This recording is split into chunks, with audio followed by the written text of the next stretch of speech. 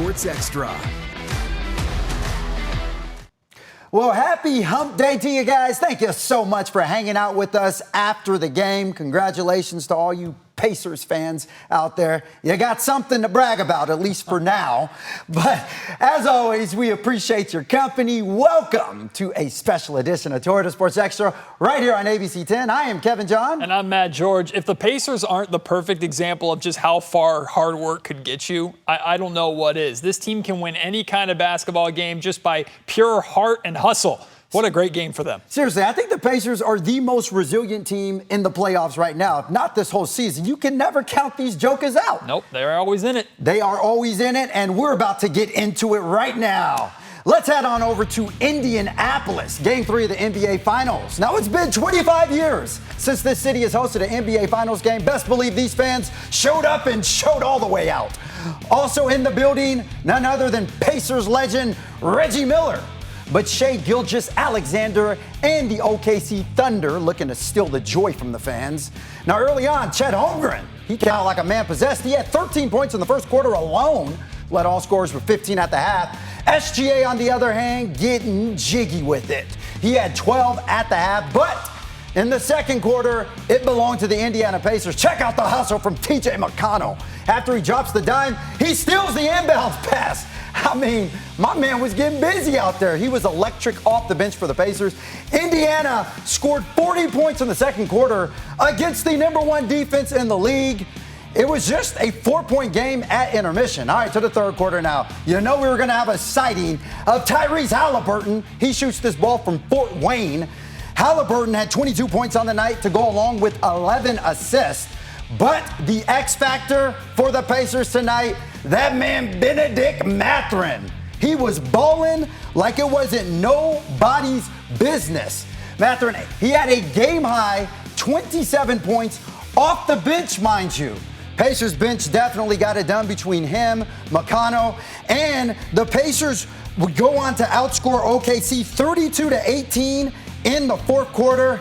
And they pull off the win, shocking the Thunder, winning this one 116-107. Pacers are now up 2-1 against the top-seeded OKC Thunder. Are you not entertained, people?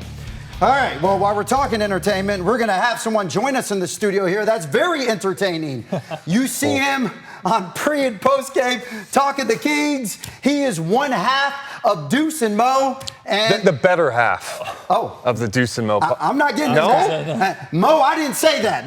That was this guy right here. But ladies and gentlemen, Deuce Mason, the better half, or self-proclaimed better half. Appreciate you guys having me. What a game we just witnessed. And it's amazing to me thinking about this series because so much talk about it was, hey, it's the OKC defense against the Pacers offense.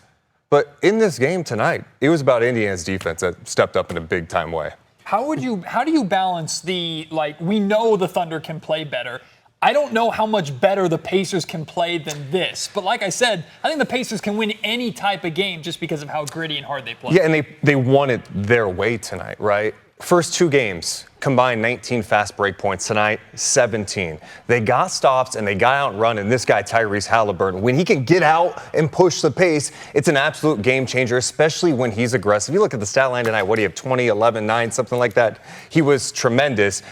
To your point, though, this was Indiana's A game. Halliburton was great. Their bench was awesome. The defense was spectacular. OKC was not themselves. And this was kind of an uncharacteristic game from them. So I'm intrigued to see what this looks like in game 4, but I expect OKC to bounce back. Absolutely. You know, one of the main things you talked about right there, Deuce, was the Pacers' defense in this game. Shai Gilgeous-Alexander, who, by the way, had, 72 through the first two games, the most points ever scored for a player making their debut in the NBA Finals through the first couple of games. They made it extremely difficult for Shai tonight. He had 24, 9 of 20 from the field. And you know what this man can do with the ball, but the Pacers were able to slow this guy down. Yeah, people have slept on the Pacers' defense, and it's because they're not paying attention. This team's been playing good defense for a while, and they've got multiple guys that could pick up full court on SGA, right? Andrew Nembhard, TJ McConnell brings an extra dynamic. Nesmith. they are relentless out there. And so I think they've kind of been like an OKC light to me a lot of times this season. They're not as good as them, but right now, here they are in the NBA Finals up 2-1. So we can go ahead and say, OKC is not playing their best.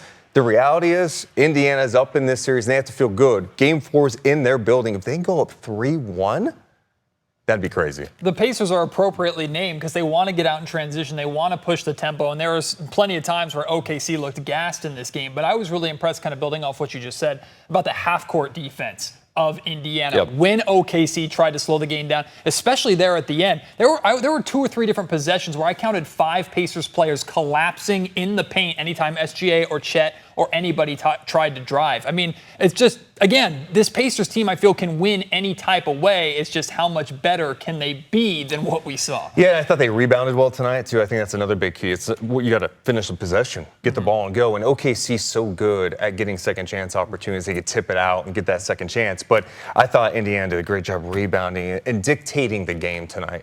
But the swing to me is second quarter when the bench came in for Indiana, and then in the fourth quarter when the bench came in. Benedict Mathurin, someone who was not in the playoffs last year for them. Yeah. This guy, sometimes it's bad for them. He's chaotic. But he plays with so much confidence out there. He comes in and he is relentless. And his shot making tonight, his aggressiveness, his cutting, he played with a physicality. Same with TJ McConnell. We're going over those highlights. Could you believe TJ McConnell stealing the inbound pass 3 times in this game? Yeah.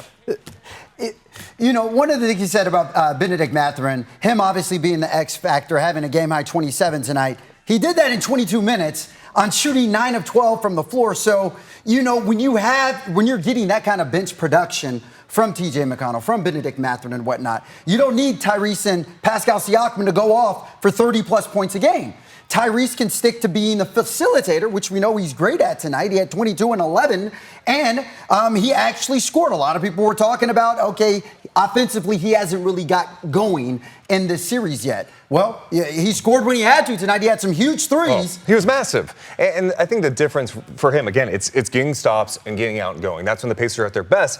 But in addition to that, the two-man game. And I think what we've seen is when Tyrese can get Hartenstein switched on him or Chet, they naturally are going to give space because Turner is a roller to the basket too. You know, Turner can pick and pop for Siakam. It's a tough two-man game, and Halliburton's going to make you pay in those situations. The growth of Tyrese, though, that's happening before our very eyes, I don't think can be overstated because this was a man going into the playoffs that was voted in an anonymous poll as the most overrated player in the NBA. You poked the bear. That was from his peers in the NBA, and then he's come out and is developing into a bounce-back performance like this when all the critics after Game 2 were saying, well, he's not playing very well, he's not going to score unless it's the fourth quarter. Here's the thing. First off, the poll. I think it was like 13 NBA players who said it. What are we saying? 13 of how Thanks many for people the context there, playing in the NBA? But Tyrese, I didn't love how he played in Game 2, but I think what people have to realize about this, Oklahoma City's defense is special. Right. And they're going to make life hard. Tyrese is not like some natural 30-point a night scorer. He is trying to make the right play, and sometimes I think he tries to he plays too unselfish sometimes, right? But I think Game 1, I thought he made the right plays. I thought later in the fourth quarter of Game 2, they found something with him off-ball attacking, and then tonight it was spectacular. Absolutely. Now, we do know that whenever a series is tied at 1 game apiece, whoever wins Game 3 goes on to win this series over 80% of the time. I know all of us up here had OKC winning the series, so if anyone had OKC in 5, clearly that's not going to happen. But I guess with tonight's, with what happened tonight and the results from tonight, does that change your thoughts on the series, Deuce?